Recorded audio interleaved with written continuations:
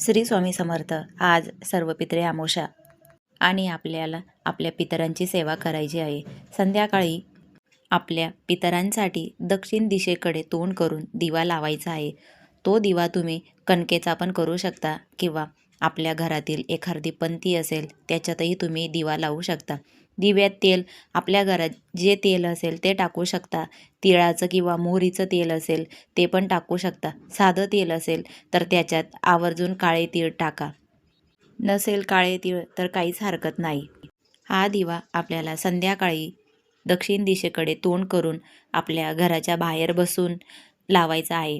दिवा प्रज्वलित करून झाल्यावर आपल्याला एक वेळा पितृस्तोत्र वाचायचं आहे. पितृस्तोत्र हे नित्यसेवेच्या पुस्तकात आहे. 172 पेज नंबरवर आहे. आपल्याला आपल्या पितृंसाठी दीपदान करायचं आहे, म्हणून जास्तीत जास्त सेवा करण्याचा प्रयत्न करा. आपले पितृ खूप प्रसन्न होऊन आशीर्वाद देतील. दिवा जास्त वेळ चालेल याची पण काळजी घ्यायची आहे आपल्याला. श्री स्वामी